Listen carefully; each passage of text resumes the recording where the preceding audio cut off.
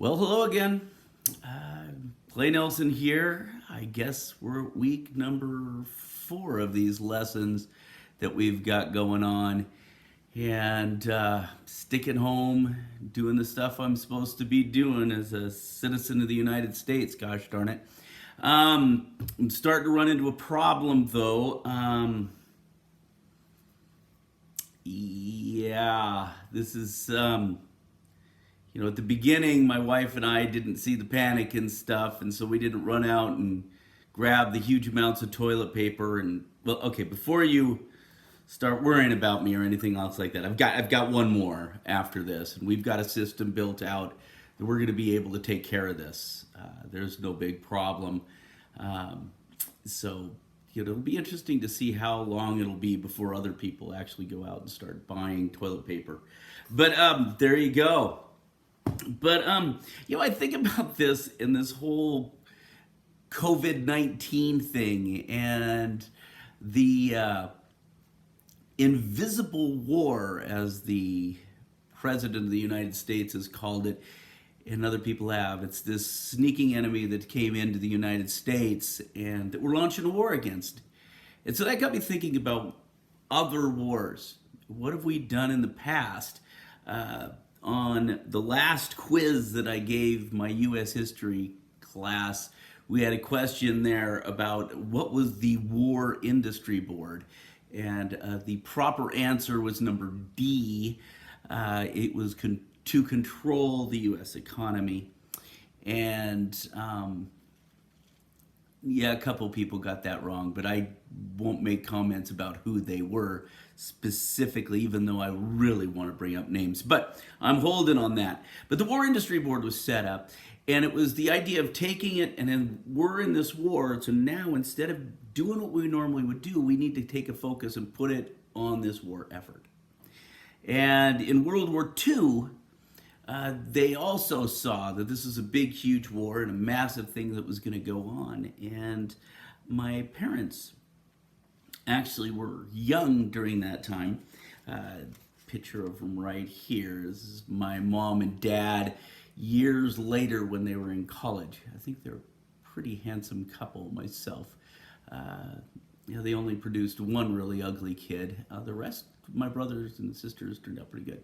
But other than that, they used to tell stories about it. My mom specifically talked about how she remembered how they would drive towards the house, and on the way home, they would get to this top of one of the hills in Iowa City where she grew up. And they would get there, and then Grandpa would get to the top of the hill, and then just as he was coming over the crest, he'd turn off the engine. And this is in the days before power steering, and so then the car is totally shut down, and the deal is they wanted to make it all the way home and all the way through the driveway just from the momentum they got from the hill, because they figured if they cut off the engine at that point, it was less gas that they were spending, because everybody in World War II that was an American citizen got one of these. It was a ration book that was given to everyone, and in this ration book, this is my dad's, in this ration book, you got these little coupons, and then you have whole sheets of coupons like this. And every time you would buy something, you had to give up one of these little coupons. This right here is, I don't know exactly what this is, a spare one, but they had them for gas, they had them for everything. And my dad gave me this book of his, which is really, really interesting, which has his mom's and his dad's rations. And they would go through these things, but that's all you had for the time period that they would give for you. And it kept you from running into the problem that we've created as far as people running out and getting wipes, even though I don't know if they've used them up yet. I kind of doubt it. I think there's a horde of people with wipes laying around the house. I pray that you're not one of the families that has that. But so the whole war during World War II, they focused on what to do. On the website there, you'll see a number of different things that's about what they did as far as World War I and World War II, and how we changed our footing towards the war and what we're supposed to do. So we're about compare and contrast and relevance. At least that's what we've been looking at. And how can you compare what we're going through now and this war on this invisible enemy compared to those situations that they had during two major wars that we ended up fighting in? What's going on? And so what I'd like you to do is I'd like you to take a look at those websites, get a little bit of information, and then I'd like you to think about that. What more could we be doing? Would it have helped if we started rationing from the very beginning? But then again, COVID's a really high fever, and then after that, you've got a cough. I'm having a hard time understanding how this is there, except for the maybe being locked in place for 14 days until after you've been cured. But okay, sometimes people kind of make me wonder. Also, bottled water, I don't get that one either. We've got these things called sinks in almost every single one of our houses.